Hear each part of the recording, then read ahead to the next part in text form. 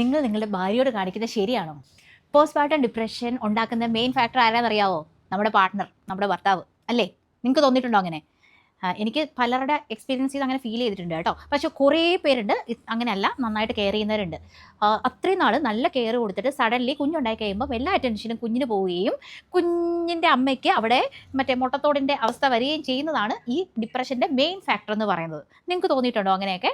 അപ്പോൾ അതിനുവേണ്ടി എന്തൊക്കെ ചെയ്യാൻ പറ്റും? നിങ്ങൾക്കേ ചെയ്യാൻ പറ്റുള്ളൂ, പാർട്ട്നേഴ്സിനെ ചെയ്യാൻ പറ്റുള്ളൂ. ഒന്ന്, നല്ല കെയർ കൊടുക്കുക അമ്മയ്ക്ക്. ബേബിക്ക് കെയർ കൊടുക്കേണ്ടതല്ല, ബേബിക്ക് കെയർ കൊടുക്കാനുള്ള മെൻ്റൽ സപ്പോർട്ട് കംപ്ലീറ്റ്ലി അപ്പനാണ് അമ്മയ്ക്ക് കൊടുക്കാനുള്ളത് കേട്ടോ. അത് ചെയ്യണേ. പിന്നെ രണ്ടാമത്, ഒത്തിരി സംഭവങ്ങൾ, അതായത് എക്സ്റ്റേണലി ഒത്തിരി കാര്യങ്ങൾ അമ്മ കേൾക്കേണ്ടതായിട്ട് വരും. അതായത് പാലുണ്ടോ, കുഞ്ഞിന് എന്താ നിറമില്ലാത്തേ, കുഞ്ഞിന് എന്താ മുടിയില്ലാത്തേ, അതൊക്കെ കേൾക്കുമ്പോൾ നമ്മുടെ ഒരു അമ്മയുടെ ഒരു മനസ്സുണ്ടല്ലോ ഭയങ്കര അങ്ങ് ഡൗൺ ആവും. അപ്പം ആൾക്കാരത് കമൻറ്റ് ചെയ്യാതിരിക്കുക, പക്ഷെ അവരറിയാതെ അത് പറഞ്ഞു പോകും. അപ്പോൾ ഇങ്ങനെയൊക്കെ വരുമ്പോൾ നിങ്ങളാണ് അവരെ സപ്പോർട്ട് ചെയ്യാനുള്ളത്. 50-50 റൂൾ വേണം കേട്ടോ ഇത് ബേബി കെയറിൽ. കാരണം അത് ശരിയല്ലേ, നമ്മൾ ബേബീനെ ഉണ്ടാക്കുന്ന പോലെ തന്നെ ഇമ്പോർട്ടൻ്റ് ആണ് ആ ഒരു ബേബിയുടെ കെയറിൻ്റെ കാര്യങ്ങൾ നിങ്ങൾ ഏറ്റെടുക്കുക എന്നുള്ളത്.